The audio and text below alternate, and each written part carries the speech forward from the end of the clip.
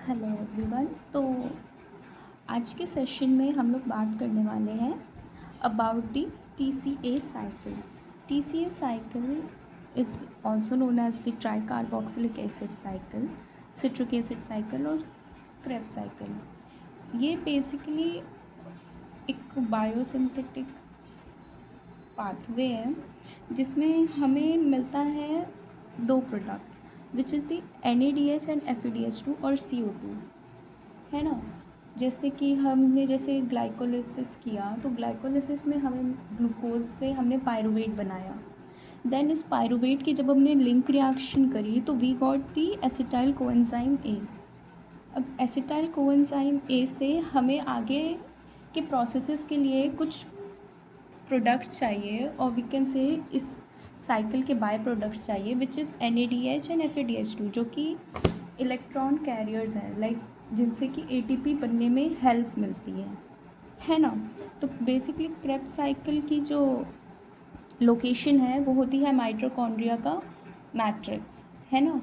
ये माइटोकॉन्ड्रिया के मैट्रिक्स में होती है और ये एक 8 स्टेप प्रोसेस है और हर स्टेप पे अलग अलग एंजाइम्स हमें मिलेगा। That's why we have written 8 enzymes. Okay, इसमें 3 तरह के प्रोसेसेस होते हैं। एक तो हमें देखने को मिलेगा oxidation, then decarboxylation, then phosphorylation.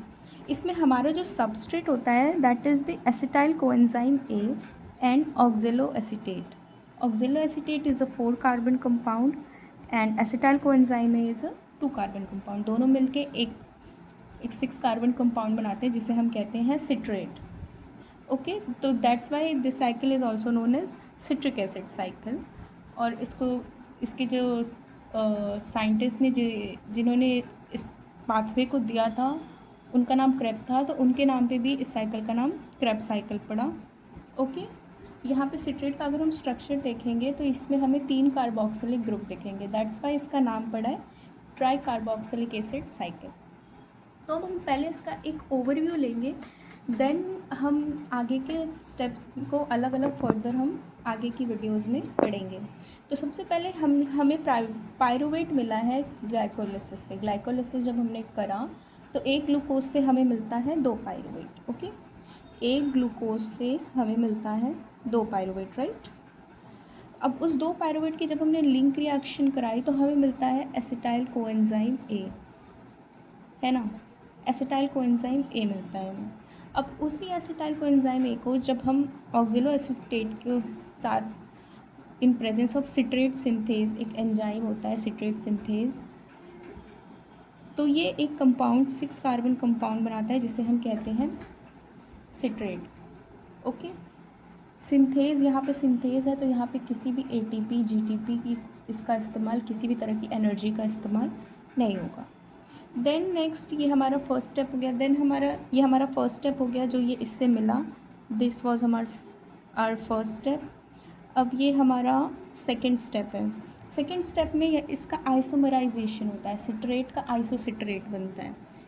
यहाँ पे एकोटिनेज एंजाइम यूज़ होता है जो कि एक तरह का आइसोमर है जो कि सिट्रेट को आइसोसिट्रेट में कन्वर्ट कर देता है। ये कन्वर्जन इसलिए ज़रूरी है क्योंकि सिट्रेट से आगे ये रिएक्शन नहीं होगी, है ना। सिट्रेट आगे रिएक्शन नहीं करेगा बट आइसोसिट्रेट ये रिएक्शन करेगा। दैट्स वाई इसको आइसोसिट्रेट में कन्वर्ट करना ज़रूरी होता है। इसमें हम H2O डालेंगे तो इन प्रेजेंस ऑफ एकेटिनेज वो आइसोसिट्रेट में कन्वर्ट हो जाएगा, which is also 6 carbon compound. अभी तक यहाँ पे बात हमारी 6 कार्बन कंपाउंड्स तक ही चल रही है।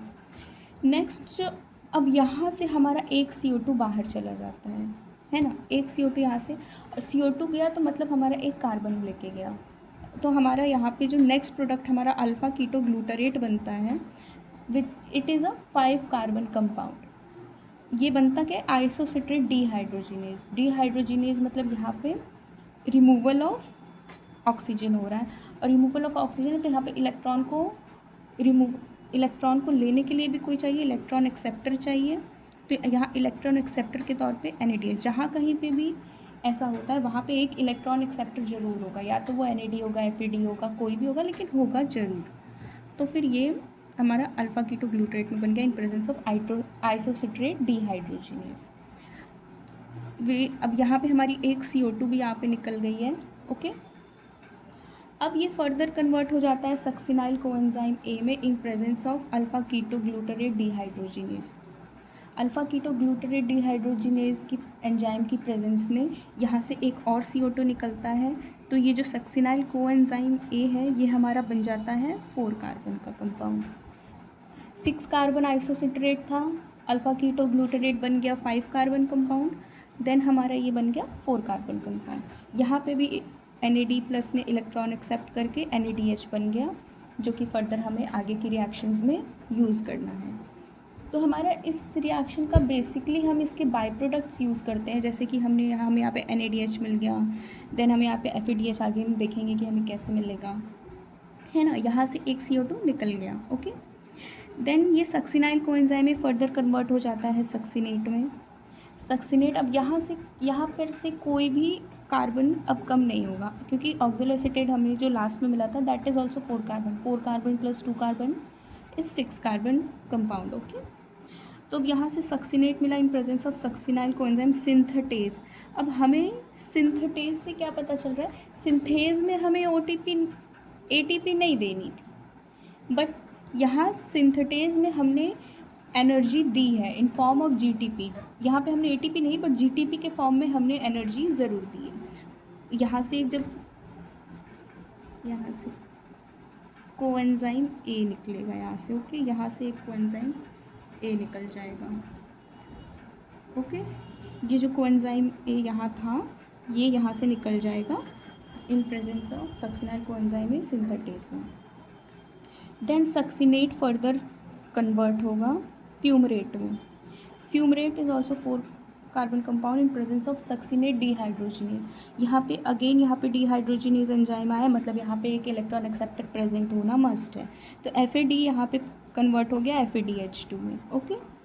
अब ये फ्यूमरेट 4 कार्बन कंपाउंड है, ये फर्दर वाटर की हेल्प से और फ्यूमरेज एंजाइम की प्रेजेंट में मैलेट में कन्वर्ट हो जाता है, और malate further malate dehydrogenase enzyme की हेल्प से ऑक्सिलोएसिटेट में कन्वर्ट हो जाता है। अब यहाँ पे मैलेट डिहाइड्रोजिनेज प्रेजेंट है, दैट मीन्स यहाँ पे एक इलेक्ट्रॉन एक्सेप्टर प्रेजेंट होगा।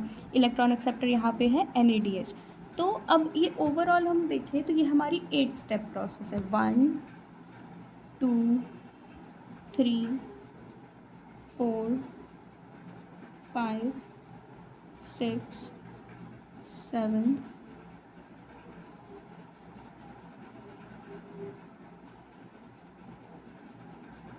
8, ओके।